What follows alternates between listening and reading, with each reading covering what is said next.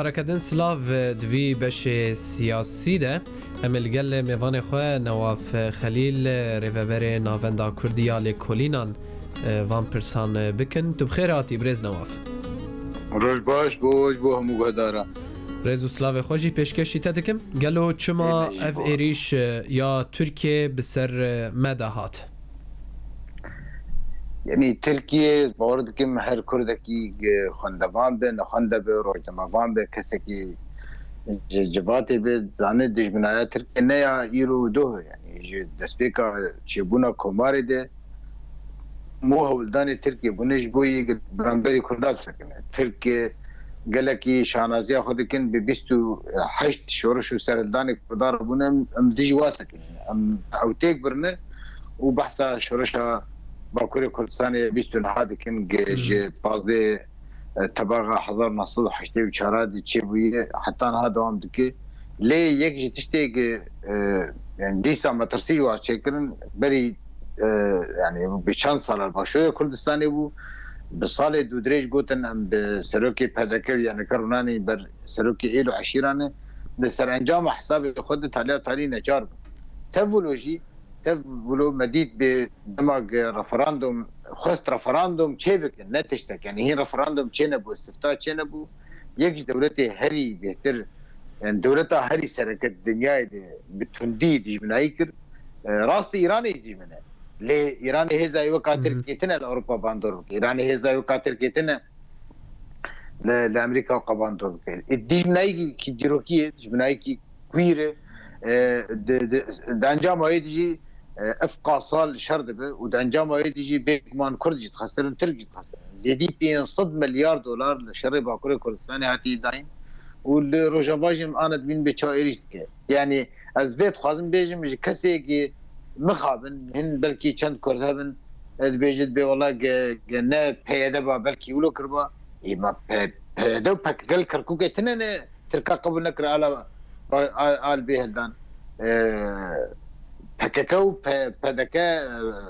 پککو پیدل دور کردستان تنن و قاصدی دیجمنایی کر رفراندوم پارتیا هری تکلیف ترکیه باش تکلیا پارتیا که 20 ساله کار دکی بو تکلیا به ترکیه باش بکه و گلکی دبوتن امی عادی ابودی و تکلیا باش بکن جبو که ترکیه راضی به پیشتی واقع صلاحی ترکیه دیسا دولتا سرکما دجاتیا کردک نه تیشتک نه یعنی ج رادیا ج روزنامه کردستان بگر بابیر اردوغان ولا حقائق کر وحتى رادیا قدام عبد الناصر زبو جروكايتي زانين خاصه بگرن وهر واحد حتى زمان كردي ولات يابان تي خواندن و دفرده تركيا بفي دجمنايت خوازه اردوغان تايبت او قاعده شعبيه حرب ورد درجه دره يعني يجي الاف دستلاتداريه تركي مخابن حطانها شنو لګرینه کې پیدا کرنا چارسي بو پرسا کول دجمنایی بو پرسا کول و پیش برکت نوادي باشه آرمانجا ترکیه جوی ریشا برفره چیه برز نواف ترکیه دسپیکی ده yani از قرن وی بیجم اکپه وقتی چی بو پارتیا داد و گشتیدانی منت داد دیتی نه عدالت دیتی منت تنمیج واد دیتی پیو ظلم و زحمتی و حرچ تیگ گمزان شوپین دسپیکا چی بو اکپه ده 14 تباغا 10,000 یک دی چی بو او پارتی روجاوا دولت اوروپی امریکا او دیتن پارتیا کی يعني نمونه کی قاربن به شر و جماعت رادیکالی بنا واجی پشتی اکپچه بو د تباغ edem زن ایلیش 11 ایلول دهما سالی د پشتی کی مهکی چه بو از كن قال لك بيجم اكبي حتى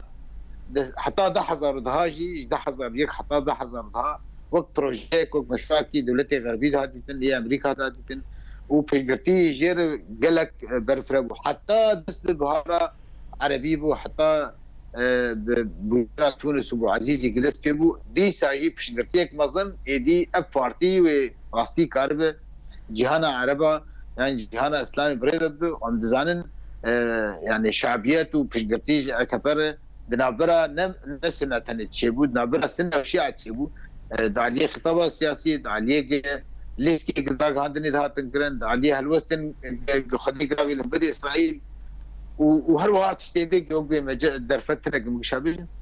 اب بارتي حتى وي تشغيجي بروجي دولة غربي بو انه افكار نتني بالشر اللي داني جماعات راديكالي مروكار اسلامي راوستين مروكار نمونه يكي وكنا درخه اسلام معتدل اسلام نرد اورته دفيقنا غيدي شاشتا استراتيجي اكتكر تاني بيشتا خو ودا جماعات اخوان مسلمين وجماعات الاسلام السياسيه شاشتا استراتيجي لسوري بو وجهشت لهندر فكره يعني او سبب والمصر شو برسيكت لتونسي عم بين البجارتين داوود سرقاتيا تونسي ديسا عم فتح مور بسنكت ما بس بي وقتين كنت نرخاندنه التحليل الشاشتي استراتيجي ويشغي حكومتي نوك حكومتك هاتيه البجارتين وكي الديمقراط وجي فكر وشاشتي فكر اردوغان جار كتن اللي بورنا خصتي وقتين ده حصل شازداد فروكا جنگي يا روسيا خستنه سرانجام الشاشتي استراتيجي دي بيجمان هاي استراتيجي بده هول بده شبكه هول داني بكي قاربه لدفرك وكي روجافاي كردستان دفرك وك سوريا غفي شاشتي بيج دي بازده وبعمليه تهرب الى لما ووك مقودي ساجبو قاعده خوش شعيب بارزه غير شركه هدف استراتيجي قاربه براستي وحدات ديموغرافي تشيكي هدف استراتيجي قاربه وي ازمونيتك بهدف استراتيجي نروجافات هني وكي هنك فهمتكن يعني از باوردكم دم داويده بريزيدنت برزاني جاب قلت يعني جروجافا نروجافات هني بيشتي روجافا خوني وابيبن باشورجي وشخور باكور كردستان امزان بيچت باشه بريز نواف نرينا رايا گشتي و جواكا اوروبي جري كفتنا امريكي و تركي چيه درباره هرم باكور روجلاتي سوري از وی بيجم يعني بحور بك كماني ام بيجن جغاوا بيمانا بيشتي شرع جهاني كمن حطانا تجاري جباتا نبنتوي كل كرد ناس نكرنا يدي كردكي ددت كبسر هو سر اكراني سر ساحي كردكي ويرك كردكي دسوز كردكي قريب شركي مظن برانبري داعش بدر ببرن وداعش تيك ببه كردكي دي برانبري طاربونا دروجلات نافين جيني كرد نتني شردكن جيني كرد شردكن سياستكن رفبريتكن جبولوجي انا بين حمود ازغيرك عندني از من نبيستي ازغيرك عندني من نبيستي بارتي سياسي كسكي قوتيه قوتنك اريني كفر قوتي قوتنك اريني وباش اردوغان قوتي وكسكي قوتنك اريني سيرفي بيماني نقوتي حركز بيجن اف خيانه البرامبري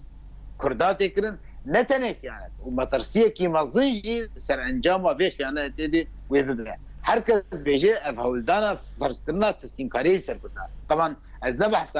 على ديك فرمانداري قصدي بحث كده دي هنا اجر بستي نبحث اجر بستيكم از بحث بيمانه نبره مايك بينسو واردوغانكم باشا هركز بيجي اف بيمان يعني اف هولدانا فرض كرنا تسليمكاري سر افكاري ني يعني انجيلا ميركل جاري كي جاوا شرد سبيكي حتى انا بيجي دبي اف بيمان دبي بحثا ويك بحثا يبجب نافدي باف افكاري من ودوجي هاي كوماس بيجي يعني جاري كي هاي كوماس وزير الدربي المانيا بيجي اف غزويه اف تشتكي تكلي هنا بقنه نبنتويتن افجي المانيا تين عسكرين هالوستي هنا افكارياوين دريج بتركيا دمي عثمانيا دو حتى دمي انجيلا ميركل دي روش بقشتيل ديجي غزو ديجي إيشا تركيا روش بقشتيل ديجي هولدانا فرض كرنا افاتي قوتن بيمان باجه بريز نواف همو دولت جهانی و هرمی لدجی اپراسیونا ترکیه سرباکوری سوری رابون لتن دوار آخافتنان دما آنکو تشتکی بالکش لسر روی عرده چه نبو نرینا و چیه درباره وی بابته ده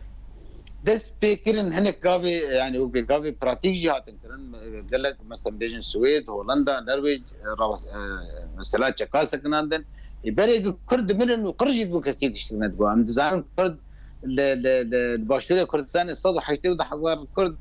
هاتن قركرن وشيد كرن وساغتي هاتن بشارتن كسكي بحث واجنا كر باكوري كردستاني نه بری میلادی نه بری زینا مسیح 10,015 305,000 حتى 5,000 كرد يعني جند وباجار ودفري وخرابون دينكرن حتى المسألة كركوكي وإريشا حشدي وجماعات ديسا دنيا اشخر كردا دنري تهلوس كشجرت تنبون انا تشتكي ده هي جبوفي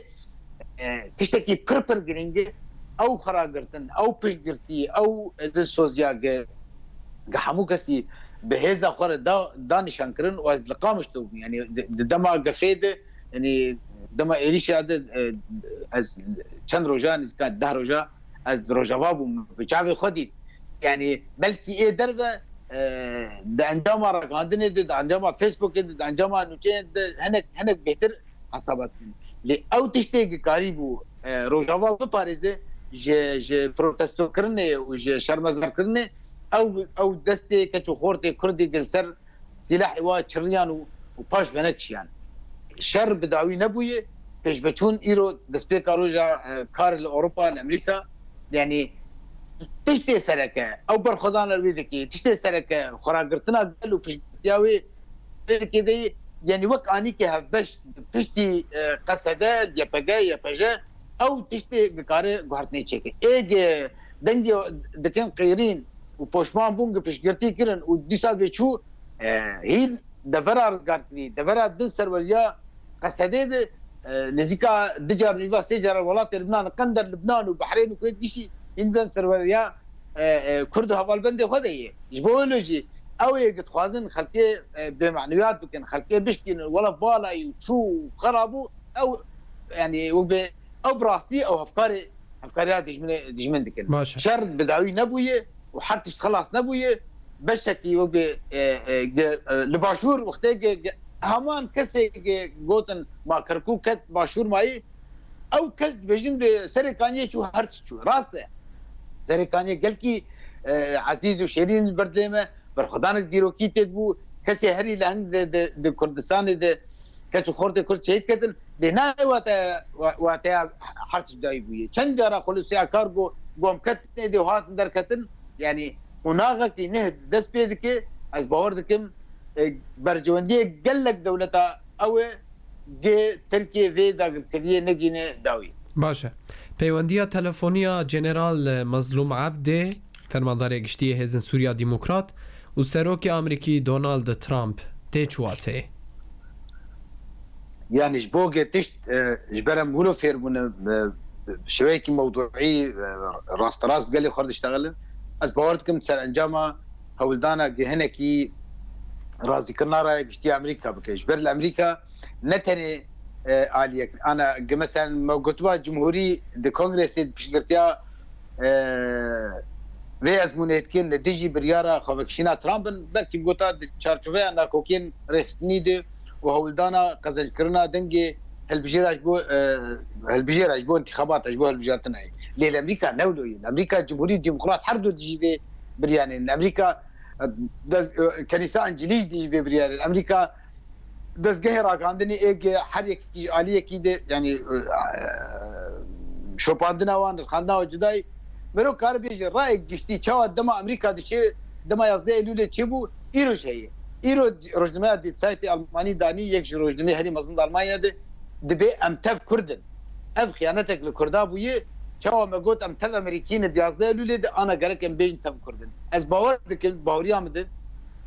حاول يعني كسايتيك وك فرمانداري جتي قصده جنرال مظلوم وقاتين عسكرين امريكا بلكي بيغمان قال لك بيحتاج روجات انا في سوري تين عسكرين حاول دانا هناكي واكسي بخر رازيب وقت بيجي يعني شويكي جدي يعني هناك هناك يعني بكسر فيودي هني وقت حزك امريكا حزناك او باش افهم امريكا جي فين بكي هولدانا او كلا رايا قشتي هناكي وي استا هنا داكنه ليد عادي كده دي جرينجا دس ابجي سر انجام زغتو چو ساندرا سروك امريكا سروك امريكا ام زان سروك بكم سروك دولت ارشغل خد جيانا خد بكردكي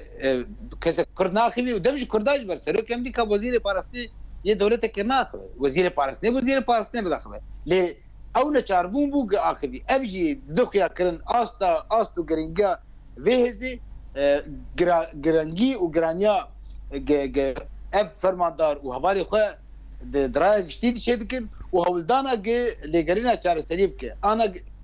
للدغرام نجم روجي قيدك يا جيقي لكن البندب بين ايرو تشيب سبه تشيب لفو تفقرات دبلوماسيه تشاب نه لفو تفقرات دبلوماسيه ازور بيجم اجي انها مثلا بريزل هام دويدي كي ياجي تشتيده لحمو دولة اوروبا ده اشكره ويعني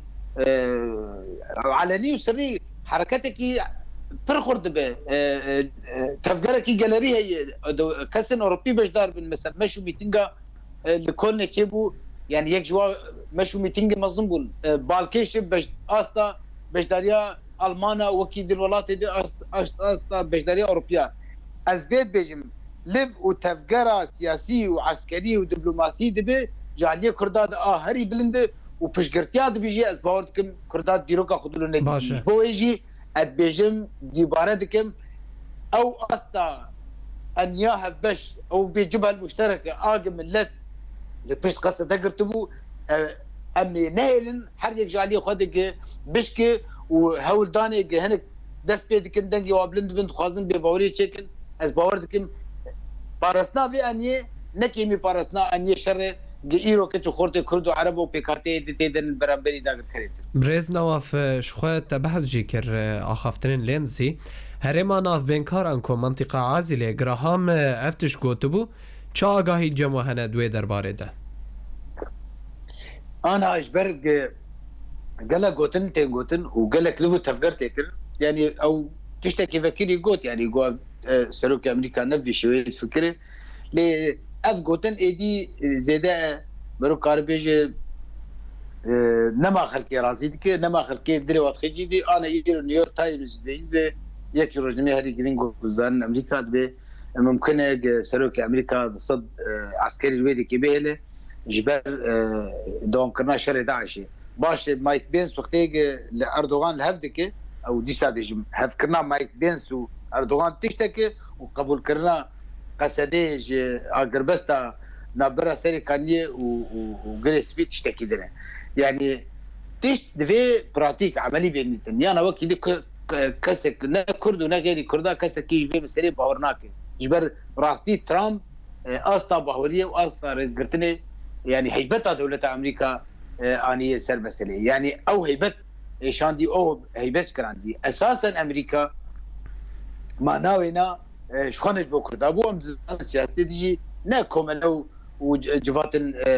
خيريني خيري بلادكن ل بيغمان او قهرماني وشر قهرمانيا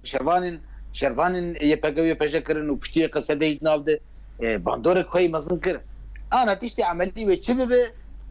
ساعات بيشامد يعني او تحددين وجي جريداي استا اما دبونا كسي انا ديك اللي كاتب ام داخبن دي چپري بارسنا روجاوای کردستان و باکور ولايات السورية بله پشتی سر کانی و گرسپیجی لگور نریناوه و مترسی سر باجارن دنجی هبن مینا قامشلو دیرکو هر وکیدن يعني دوی مرو ویزانه به دسپیکی ده تن اف گوتن دهات گوتن بخواد کلک دزگیره گانید گوت تف گفه ترام دخوارن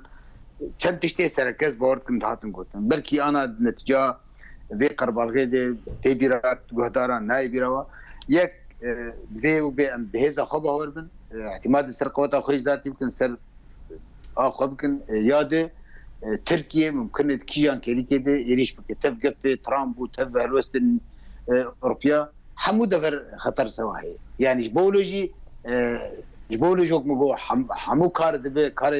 دبي بوي راوستاندنا في داستا دبلوماسي دي داستا سياسي دي وداستا عسكري دي وداستا غاليري دي يعني كسك نكار فيزان بچبازار بن وقت قد دولتي خرد الدنيا سروكي وانا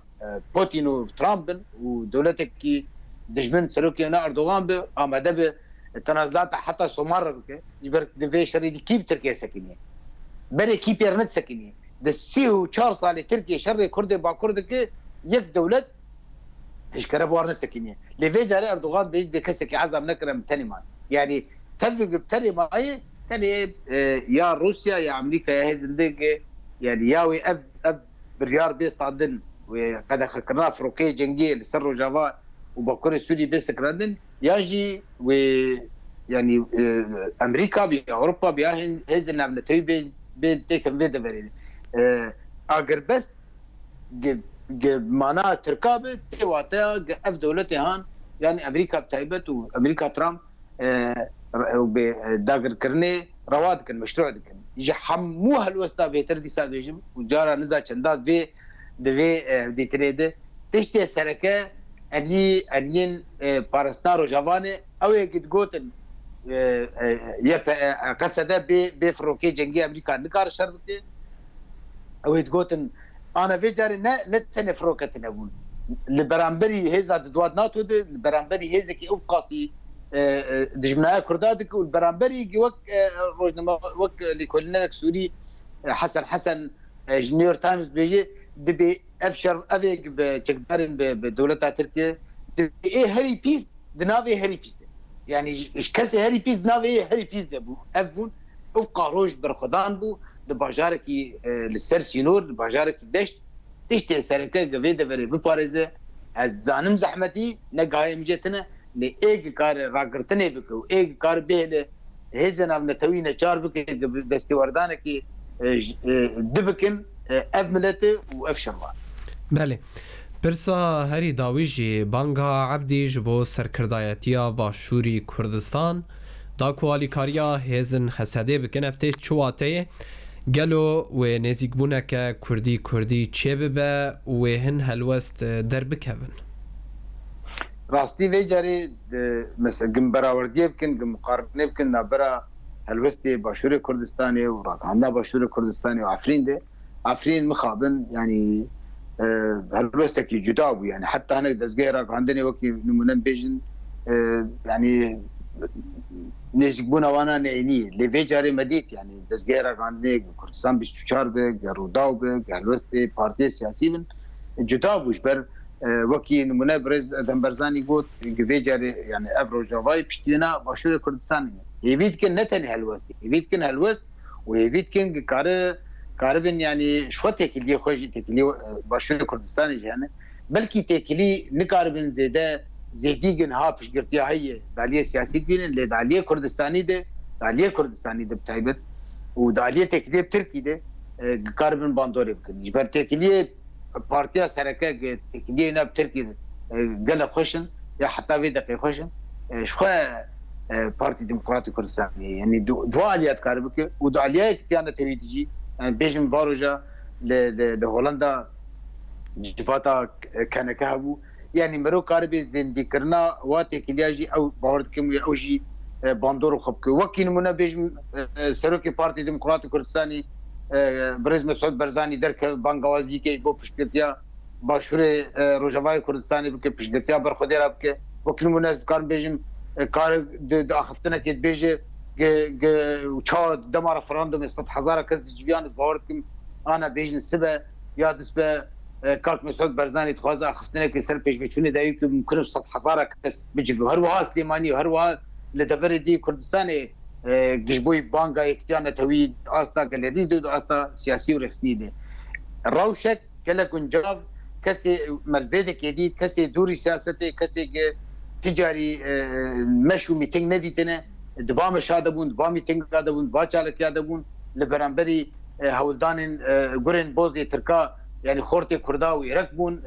قريبون برانبري واجب سكنن يعني بقشتي روشكي بصالة داوود نهاتي ديتن بلكي حتى يتم كوبانيجي بيتر تشجرتي واسطة كي هي ليه دروجة داوود ديسا دنجي هنكاتي هولداني وهانه جويك يا داستا جاليري داستا نفسي داستا شعبي دي تشيبويه هولداني وهي خراب كل بهورتكم هيزا واتنا بنكار من برانبري يفين وإرادة قال كردستاني وقهرمانيا كتشو خورتي كردو بيكاتي ده كاربن فيك دي مشكين گلک سپاس برز نواف خلیل ریفبر ناوندا کردیا لکولینان لسروی در فته بله گهدار و تماشاوان مجری لورجی بله گلک سپاس هاجی ام دیگه جنداویا بشه خوش و پروگرام هر شاد و بختار بن